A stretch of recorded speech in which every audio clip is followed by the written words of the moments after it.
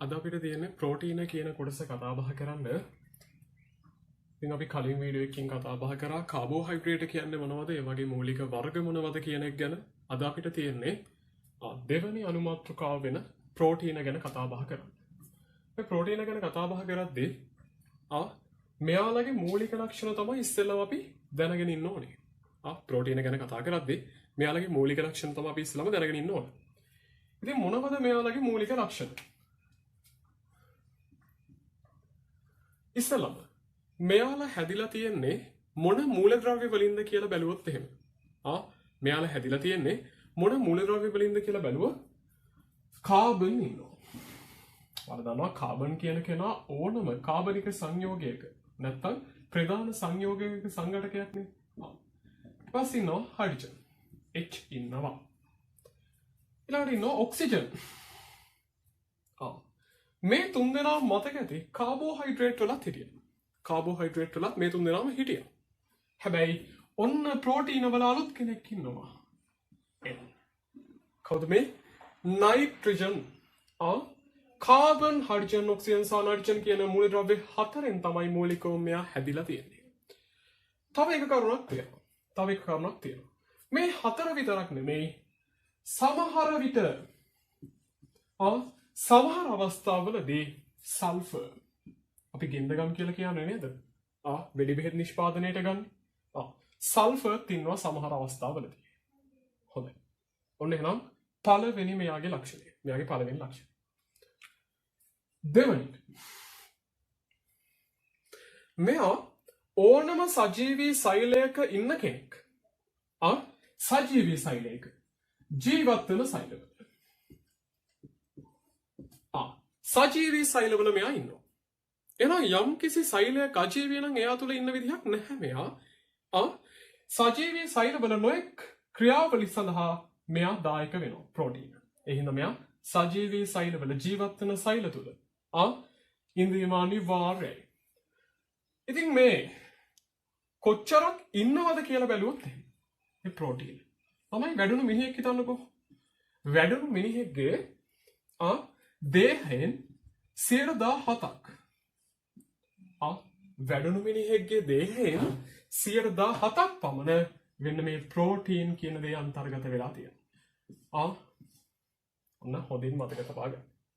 වැඩුණු මිනිහෙක්ගේ දේහයෙන් 17ක්ම ප්‍රෝටීන වර්ග. හරිද? හොඳයි. ඉතින් තවත් ඉදිරියට ගියොත් එහෙම.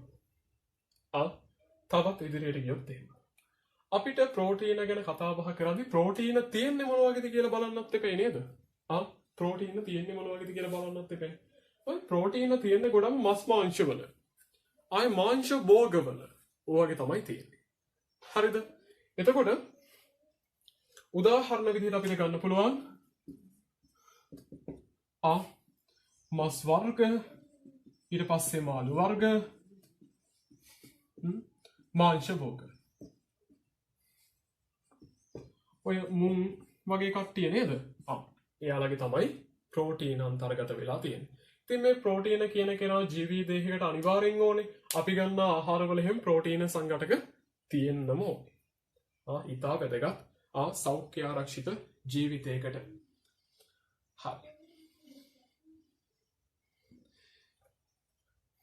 ඔයාලට මතක ඇති කාබෝහයිඩ්‍රේට් ගැන අපි කතා බහ කරද්දී කාබෝහයිඩ්‍රේට් වල මූලිකම දැනුම් එකකයක් තමයි මොනොසැකරයිඩ් කියලා කිව්වේ. මෙයාටත් ඉන්නවා අන්න ඒ වගේ දැනුම් එකකයක්. කාටද? මේ ප්‍රෝටීන වලටත් ඉන්නවා ඒ වගේම දැනුම් එකකයක්. හරිද? මොකක්ද ඒ දැනුම් එකකේ නම? අපි කියනවා යාට ඇමයිනෝ අම්ල අණුව කියලා.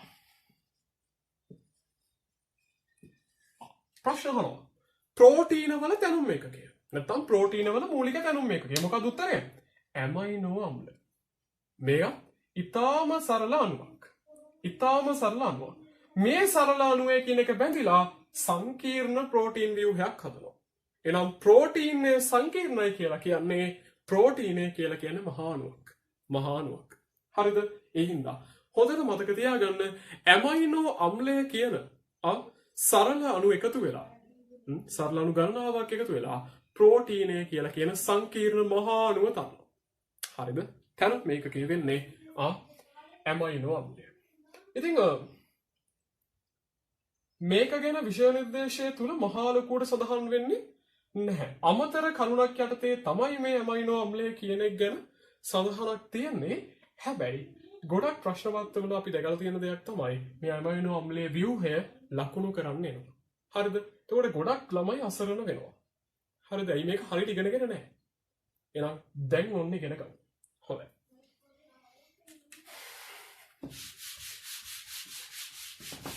අපි ඇමයිනෝ අම්ලයක් ගත්තොත් එහෙම ප්‍රධාන කාණ්ඩ 4කින් මෙයා සමන්විත වෙනවා. ප්‍රධාන කාණ්ඩ 4කින් මෙයා සමන්විත වෙනවා. ඔන්න ළමයි කාබන් වටේ තමයි මේ කට්ටිය බැඳෙන්නේ. ඔන්න C ඉන්නවා. ඔන්න 4 පැත්තෙන් 4ක් ඉන්නවා. C වටේ 4 පැත්තෙන් 4ක් ඉන්නවා. ඉස්සෙල්ලම ඔන්න R ඉන්නවා. R කාණ්ඩය. මම අපි විද්‍යාවේදී R කාණ්ඩය කියලා ගන්නේ සංකීර්ණ කාබනික සංයෝගයක් කියන අර්ථයෙන්. හරිද? එහෙනම් මේ R කියලා කියන්නේ සංකීර්ණ කාබනික සංයෝගයක්. අපි ඒ ගැන සාමාන්‍ය පෙළ මට්ටමේදී කතා බහ කරන්නේ නැහැ. අපි මේ පැත්තට දාගමු COOH. COOH. අපි කියනවා මෙයාට නමක් කාබොක්සිල් කාණ්ඩය. මොකද්ද? කාබොක්සිල් කාණ්ඩය. ඔන්න එහෙනම් ඇමයිනෝ අම්ලයක එක කෙනෙක් ඉන්නවා කාබොක්සිල් කාණ්ඩය කියලා. තව කෙනෙක්ට අපි කියනවා R කාණ්ඩය කියලා. තව දෙකක් ඉතුරු ඉන්නේ නේද? මේ ඉරිගාව අපි මුකුත් ලියලා නැහැනේ තාම. හරි. ළමයි වෙන්න මෙතන ඉන්නවා හයිඩ්‍රජන් අණුවක්. කවුද? හයිඩ්‍රජන් කියන අණුවක් කියන්නේ. ඊට පස්සේ මේ පැත්තේ තියෙනවා NH2 කාණ්ඩය. අපි කියනවා ඇමයිනෝ කාණ්ඩය කියලා. NH2 amino කාණ්ඩය. ඔන්න එහෙනම් මෙහා ඉන්නවා කාබොක්සිල්. වෙන්න ඉන්නවා ඇමයිනෝ. ඔය විදිහට ඔන්න කාණ්ඩ දෙකක් තියෙනවා. හරිද? එතකොට වෙන්න මේ වගේ ව්‍යුහයක්. දැන් මේ තනි ඇමයිනෝ අම්ලයේ අණුවක් නේ මම මේ යන්නේ. වෙන්න මේ වගේ ව්‍යුහ දහස් ගණනක් එකිනෙක එකතු වෙලා තමයි අවසානයේදී සංකීර්ණ ප්‍රෝටීන කියන මහා අණුව නිර්මාණය වෙන්නේ. මේ වගේව දහස් ගණනක් එකිනෙක බැඳිලා. මේක සංකීර්ණයි වගේ පෙවුනාට මේ තමයි ඇමයිනෝ අම්ල අණුව. මේ තමයි තනි අණුව. මේ වගේවත් දහස් ගණනකින් තමයි ප්‍රෝටීනයක් තැනෙන්නේ. හොඳයි. වෙන මේ තැන්වල එහෙම හිස්තැන් දීලා ඔයාලට පුරවන්නේ මම.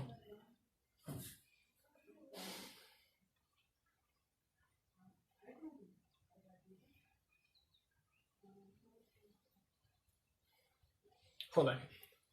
අපිට මේ ප්‍රෝටීන් ගැන කතා කරද්දී ළමයි විවිධ ප්‍රෝටීන වර්ග ගැන ඉගෙන ගන්න හම්බ වෙනවා. අපි බලමු ප්‍රධාන මොනවද ප්‍රශ්න ගොඩනගෙන ප්‍රෝටීන වර්ග කියලා. ප්‍රධානව බලන්න ඕනේ ප්‍රශ්න ගොඩනගෙන ප්‍රෝටීන මොනවද කියලා. පළවෙනි වර්ගය තමයි මයොසින්.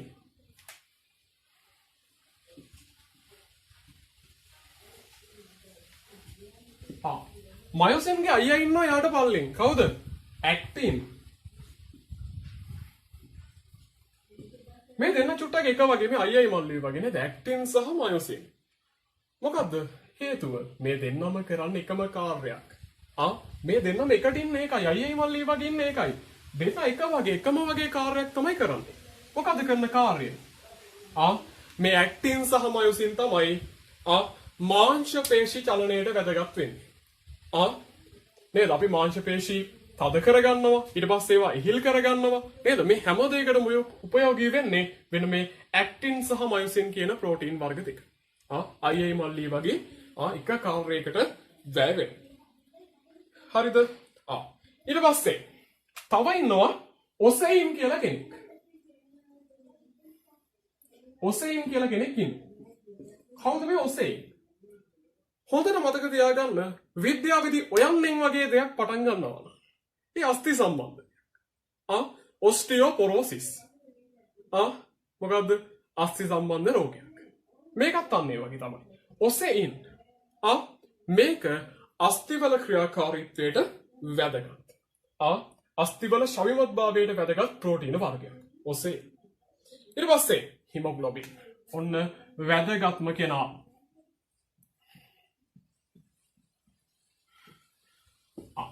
ශාක පත්‍ර වලට වර්ණයක් තියෙනවා. මොකක්ද හේතුව? කොළ පැහැයක් එන්න හරිතත්ව.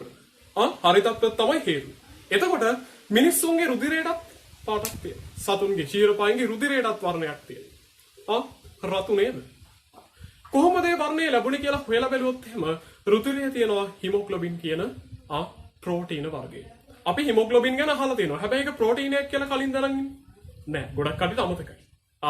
ගොඩක් කටිට අමතකයි හිමොග්ලොබින් කියන්නේ ප්‍රෝටීනයක් කියලා. ඔන්න මතක තියාගන්න අපේ රුධිරයේ තියෙන හිමොග්ලොබින් කියන වර්ණකය කවුද? ප්‍රෝටීන වර්ගයක්. තමයි මෙයා ප්‍රෝටීන වල සංකීර්ණ වර්ගයක් වෙනවා.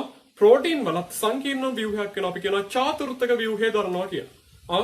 ඉඳා හිමොග්ලොබින් කියන්නේ ඉතාම වැදගත් කෙනෙක්. අපේ දේහයේ පුරා ඔක්සිජන් ගෙනියන්න එහෙම ගොඩාක් ලොකු මෙහෙයක් කරනවා මේ හිමොග්ලොබින් කියන කෙනා. හරිද? ඉතින් එයා ප්‍රෝටීන වර්ගයක්. ඔන්න ඔයාලට දැන් තේරෙන්න ඕනේ අපේ දේහයේ ගොඩක් ක්‍රියාවලි වලට මේ ප්‍රෝටීන කියන කෙනා වක්‍රාකාරව හරි සම්බන්ධ වෙනවා කියලා. ඊට පස්සේ අපිට තියෙනවා කෙරටින් ගැන ඉගෙන ගන්න. කෙරටින්. කවුද මේ කෙරටින් කියන්නේ? කෙරටින් කියලා කියන්නේ ගන්න ප්‍රෝටීනේට. කෙස් හා මී. නැත්නම් රෝම කියලා අපිට කියනවා නේද? කෙස් හා රෝම. ඒ කියන්නේමනේ තියෙන්නේ. කෙස් රෝම. මේ පළවෙනි අකුරෙන් මොකද්ද? කෙස්. රයන්නේ රෝම. ඔය විදිහට ගන්න පුළුවන්. කෙස් හා රෝම. ඔන්න මතක තියාගන්න. ඕවා තරන්න ගන්න. ඊට පස්සේ මාංශ භෝගවල මම අර කලින් කතා කරේ නේද? මාංශ භෝගවල අන්තර්ගත වෙලා තියෙනවා. මොනවද අපි ඒවට කියන්නේ? ලෙගියුමින් කියලා කියනවා. ඒවා නම් එච්චර වැදගත් දේවල් නෙමෙයි. හරිද? ඊට පස්සේ තිරිඟු වල අඩංගු ප්‍රෝටීන් එකක් තියෙනවා ග්ලූටන් කියලා. ඕක නම් ඉරිගමන ප්‍රශ්නවල දෙනවා. ප්‍රෝටීන වර්ගයක් වන්නේ කියලා දෙනවා සෙට් එකක්ම. ඊට පස්සේ පොලිසැකරයිඩ් වර්ගයක් දෙනවා සෙලියුලෝස් කියලා වගේ. ඊට පස්සේ මොල්ටෝස් වගේ කෙනෙක් දෙනවා ග්ලූකෝස් වගේ කෙනෙක් දෙනවා අන්තිමට ග්ලූටන් කියලා දෙනවා. ඒතර ඔයාලා මෙතනින් හිතන්න ඕනේ මොනවද කාබෝහයිඩ්‍රේට් වගේ දේවල් වලට අයිති වෙන්නේ? මොනවද මේ ප්‍රෝටීන වගේ දේවල් වලට අයිති වෙන්නේ? හරිද? එතකොට මේ ග්ලූටන් කියන නම ඉතාල වැදගත් වෙනවා. දැන් මේකෙන් මොනවටද ගන්න කියන එක නෙමෙයි අහන්නේ. ප්‍රෝටීන වර්ගයක්ද කියලා තමයි මේක මතක තියාගන්න ඕනේ. මේ ග්ලූටන් කියන කෙනා. හරිද? ඔන්න අන්තිම කෙනා ඉන්නවා. අන්තිම කෙනා ඉන්නවා. ළමයි සමාජයේ දුර්මතයක් තියෙනවා. ඔය විතරයක් ගත්තට පස්සේ පොඩි ළමයිට උනත් දෙන්න හදන්නේ මැද තියෙන කහමදේ. මැද තියෙන කහමදේ තමයි පොඩි ළමයෙක්ට උනත් දෙන්න හදන්නේ. ඕක ගොඩක් වැරදි අදහසක්. මම දැන් විතරයක් තැම්බල ගත්තට පස්සේ ඔකේ සුදු මදේ වෙනම තියෙනවා කහ මදේ වෙනම තියෙනවානේ. නේද? අපිට එහෙම වෙන් කරලා ගන්න පුළුවන්. ඒතර ගොඩක් කට්ටිය හිතන් ඉන්නේ කහ මදේ ගුණයි කියලා. ඔක වැරදි. තමයි කහ මදේ තුල තියෙන තෙල්. අපි ඉදිරියේදී වීඩියෝ එකකින් ලිපිඩ ගැන කතා බහ කරනවා. ඉතින් මේකේ කහ මදේ තුල තියෙන ළමයි ලිපි. මේ වටේ තියෙන සුදු පාට කොටසේ තමයි අන්තර්ගත වෙලා තියෙන ප්‍රෝටීන්. ඒතකොට ඇඟට ඕනේ ප්‍රෝටීනද ලිපිඩද වෙන්නේ? දෙකම හොඳ නැහැ. දෙකම හොඳ නැහැ වැඩිපුර ගන්න එක. ප්‍රෝටීනුත් ඇඟට ගොඩාක් හොඳ නැහැ. ඊට පස්සේ මේ ලිපිඩත් ඇඟට ගොඩාක්ම හොඳ නැහැ. කොලෙස්ටරෝල් වගේ තත්ත්වයන් නැති වෙන්න පුළුවන් නේද? එහෙනම් මේ දෙකම ඇඟට හොඳ නැහැ. හැබැයි නිකන් තෙල් බහුල ආහාරයක් ගන්නවට වඩා හොඳයි නේද ප්‍රෝටීන තියෙන එකක් ගන්න එක. හරිද? දැන් ගොඩක් කට්ටිය හිතන් ඉන්නේ මේ කහ මදේ තුල තමයි ගුණ තියෙන්නේ කියලා. වැරදි.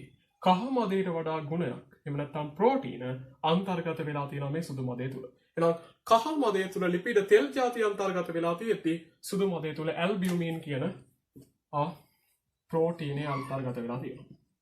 ඇල්බියුමින්. හරිද? මේ ඇල්බියුමින් කියන ප්‍රෝටීනේ ළමයි ඉතාම සරලයි. මේ ඇල්බියුමින් කියන ප්‍රෝටීනේ ඉතාම සරලයි. ඒ හින්දා මෙයා රත් වෙච්ච ගමන් විනාශ වෙන්න බලනවා.